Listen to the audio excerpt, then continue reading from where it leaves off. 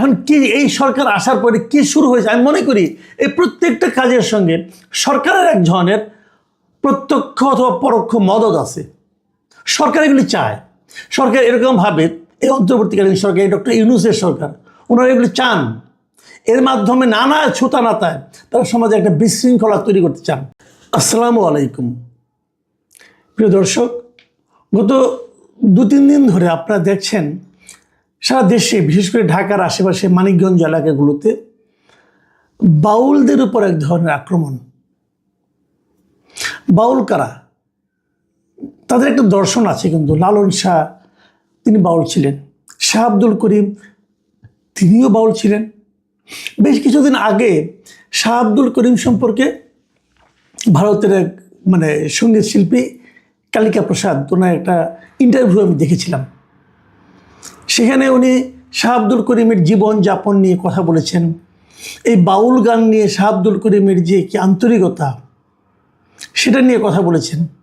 এই বাউল শিল্পী যারা, তারা কিন্তু কেবল গান গায় না, তারা সেই সঙ্গে একটু দর্শনও প্রচার করে, মানব দর্শন। তারা জীবনটাকে কিভাবে দেখেন সেইগুলিকে তারা নানাভাবে প্রচার করেন এই গানের মাধ্যমে। এই বাউল গান এই দেশে চলে আসছে শত বছর ধরে, এটা আজকে থেকে না। কিন্তু এই রবীন্দ্রনাথের যে শিল্প সাহিত্য যা দেখছেন আপনি, তারও আগে থেকে এই বাউল গানের চর্চা আমাদের এখানে চলে আসছে। এটা হলো আমাদের এই মাটির গান। এদেশের জনগণ, এদেশের মানুষ, এদেশের কৃষক, শ্রমিক, মাঝি, জেলে, এটা তাদের গান। এই গানটার জন্য কোনো স্কুল নাই, কোনো কলেজে এই গান শেখানো হয় না, স্কুল কলেজের থেকে এই গান আসেনি।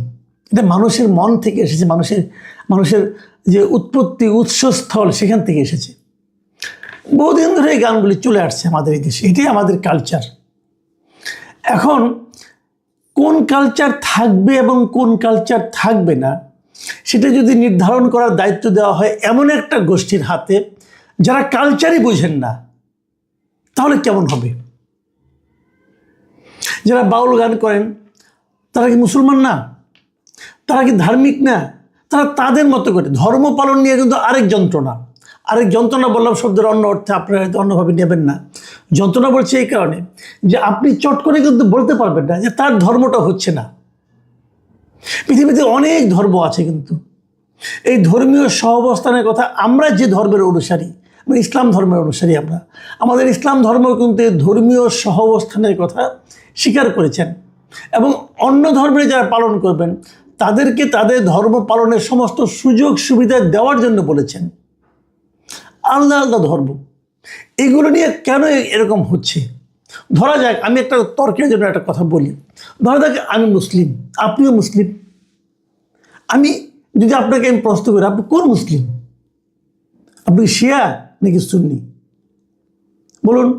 যদি আপনি সুন্নি হন, তাহলে মিনিমাম এই যে পৃথিবীতে এখনও 15% মুসলিম আছে যারা নাকি শিয়া ধর্মাবলম্বী। যে তারা কি অমুসলিম? আচ্ছা ঠিক আছে, রাখেন এটা।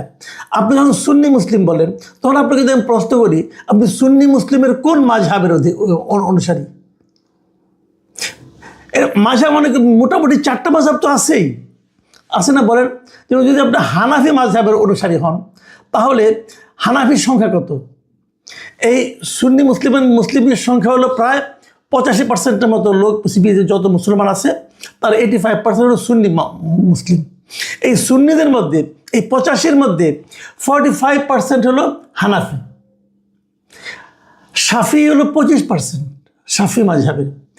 মালিকি মাযহাবের হলো 15%-এর মতো, হাম্বলি মাযহাবের হলো 5%-এর মতো। কারণ আপনি কোনটা ভাই? যদি আপনি হানাফি হন তাহলে 45% আপনার। তাহলে দেখেন টোটাল মুসলমানের মধ্যে আপনি কিন্তু মাত্র 45%-এর অনুসারী, এবং হানাফি নয় এমন লোকের সংখ্যা কিন্তু মুসলিমদের মধ্যে 55%। তাহলে 55% ভুল, আপনি ঠিক। তখন এটা একটা বিতর্ক, এটা একটা এটা নিয়ে আপনি কোনো তর্ক করতে পারবেন না, কারণ যারা ওইটা পালন করছেন তাদেরও একটা যুক্তি আছে। আবার ইদানিং আরেকটা গ্রুপ দাঁড়িয়েছে, এটা হলো সালাফি। এটা সৌদি আরবের একটা গ্রুপ আছে, এটা সালাফি।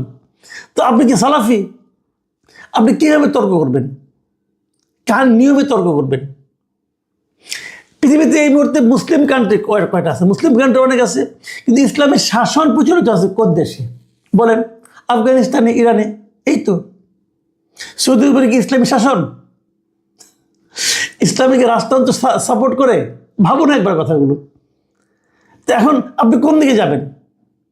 সৌদি, আপনি যদি ইরানে যান, ইরান শিয়া মুসলিম, আবার আফগানিস্তানে সুন্নি, কোনটা ঠিক? তো এগুলো তো একটা বড় বিতর্ক ভাই। এই বিতর্কের সমাধান আপনি করতে পারবেন? আচ্ছা, আমরা বাংলাদেশের প্রেক্ষিতে আলাপ করি। বাংলাদেশের মুসলিম অনেকগুলো আছে, অনেকগুলি বলবেন কি? অনেকগুলি না, একটাই মুসলিম, ঠিক আছে, একটাই মুসলিম মানলাম।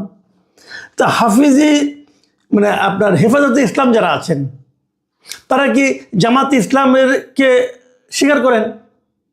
তারা বলেন জামাতে ইসলাম করলে নাকি ইমানই চলে যাবে। এই হেফাজতে ইসলামের মাওলানাটা বলেন। তো আপনি কি হেফাজতপন্থী নাকি জামাতপন্থী? আবার এর বাইরে আছে একটা পীরপন্থী, যেমন ইসলামী আন্দোলন যেটা চরমনের পীর, ওরা তো পীরপন্থী। জামাত ইসলাম কি পীরতন্ত্রকে স্বীকার করে? মাজার ভাঙতেছে কারা? মাজার কারা ভাঙতেছে? মাজার যারা ভাঙতেছে তারা কোন লাইনের লোক?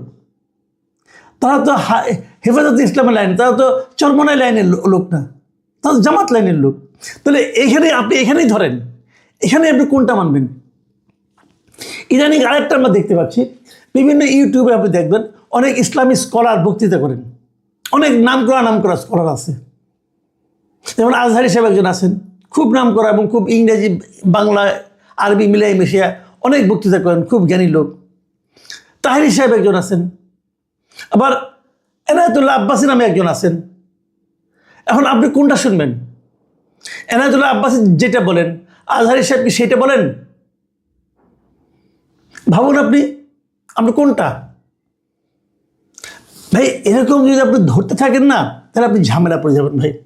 কাজে আপনার যেটা বিশ্বাস হয়, আপনার যে জ্ঞান, আজকে আপনার যে জ্ঞান, আপনি এই জ্ঞান দিয়ে যেটাকে সঠিক মনে করেন আপনি সেটা পালন করেন। আগামীকাল কিন্তু আপনার জ্ঞানের ব্যাপার পরিবর্তন হতে পারে।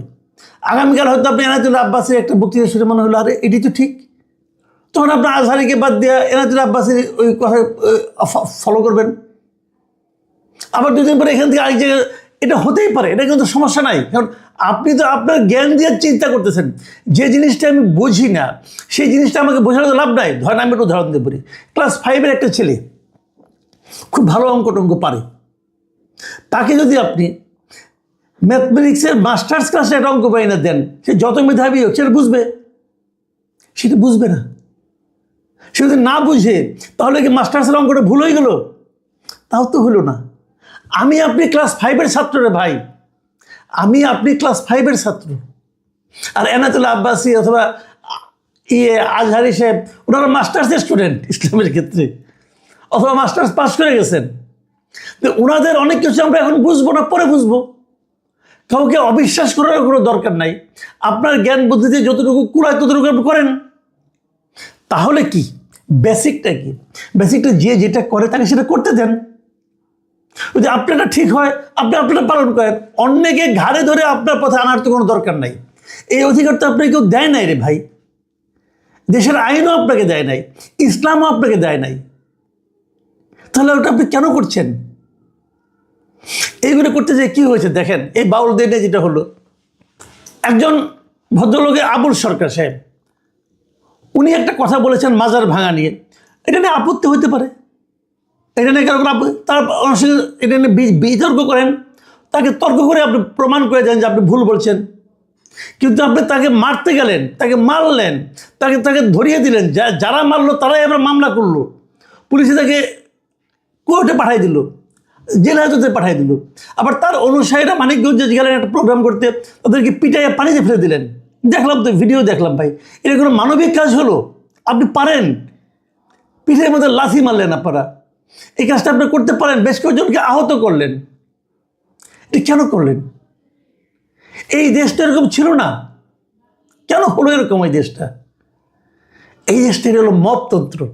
আপনারা যে মব করছেন এটা ইসলাম না ভাই।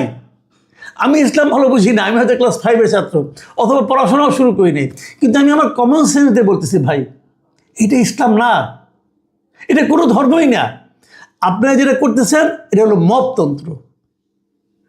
মবকে ইসলাম সমর্থন করে না। দেখুন আজকে দেখলাম আমরা এই ফরহাদ মাঝার, উনি আজকে আবুল সরকারের পক্ষে দেখলাম প্রেস ক্লাবের সামনে দাঁড়িয়ে গেছেন এবং উনি বলেছেন যে এই যে আমাদের আন্দোলনটা হয়েছে, এই আন্দোলনের প্রত্যেকটা আন্দোলন একদম প্রথম থেকেই ওনার সঙ্গে আবুল সরকার ছিলেন।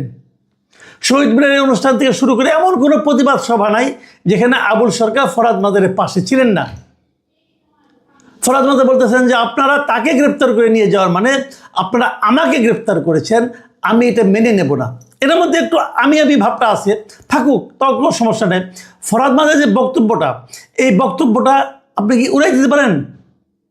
ফরহাদ মাজার আরও বলছেন যে মানিকগঞ্জে যারা নিরীহ বাউলদের পেটাচ্ছে আমি সেখানে থাকব, আমাকে পেটাতে পারেন, আমরা প্রতিহিংসা করি না, কিন্তু আপনাদের শিক্ষা দিয়েই যাব। আপনি তিনি আরেক জায়গায় বলেছেন ইসলামের নামে যে সহিংসতা চালানো হচ্ছে এর সঙ্গে প্রকৃত ইসলামের কোনো যোগাযোগ নেই। নিরীহ মানুষের উপর জুলুমকারীরা কখনোই রাসূলের উম্মত দাবি করতে পারে না। ওনার বক্তব্য। এখন এই বক্তব্য নিয়ে আপনি আধা ঘন্টা আলাপ করতে পারেন, কোনো সমস্যা নাই, কিন্তু সমাজে আপনারা একটা অস্থিরতা তৈরি করছেন এবং সেটা করছেন ধর্মের নামে। এটা ঠিক না ভাই। আমাদের এই দেশে আমি তো আগেই বললাম যে আপনারা এখন কি এই সরকার আসার পরে কি শুরু হয়েছে, আমি মনে করি এই প্রত্যেকটা কাজের সঙ্গে সরকারের এক ধরনের প্রত্যক্ষ অথবা পরোক্ষ মদত আছে। সরকার এগুলি চায়, সরকার এরকমভাবে এই অন্তর্বর্তীকালীন সরকার, এই ডক্টর ইউনূসের সরকার, ওনারা এগুলি চান। এর মাধ্যমে নানা ছুতানাতায় তারা সমাজে একটা বিশৃঙ্খলা তৈরি করতে চান। কয়েকদিন আগে দেখলাম স্কুলের সঙ্গীত শিক্ষা হবে না, বেশ কয়েকটা রাজনৈতিক দলের লিডারকে দেখলাম বলতেছে সঙ্গীত শিক্ষা হবে না, স্কুলে সঙ্গীত শিক্ষা হবে না। কেন হবে না? হবে না কেন বলেন? দেশটাকে আপনি ইচ্ছা মতো চলবে? ভাই সৌদি আরবে আমাদের সঙ্গীত শিক্ষক আছে, সৌদি আরবে অনেক স্কুলের সঙ্গীত শিক্ষক আছে, গুগল করে দেখেন আছে কিনা, আমরা দেখে বলতেছে আছে। আপনি কোন জায়গায় নিয়ে আসছেন, আপনারা থিওরি নিয়ে আসছেন? নজরুল গীতি রবীন্দ্রসঙ্গীত দিলে গাওয়া হবে না, এটা তো পাকিস্তানি থিওরি। পাকিস্তানিরা বলতো যে বাংলাদেশে রবীন্দ্রসঙ্গীত গাওয়া হবে না। আপনাকে ওই লাইনে যাচ্ছেন, ওই লাইন থেকে তো আরেক ডিগ্রি উপরে উঠে গেছেন আপনারা, কেন হবে না? তো এই যে বিষয়গুলো মনে রাখবেন, খালি বিপ্লব করলেই হয় না, বিপ্লবের সঙ্গে সঙ্গে একটা সাংস্কৃতিক বিপ্লব দরকার হয়, যেটা চীনে হয়েছিল।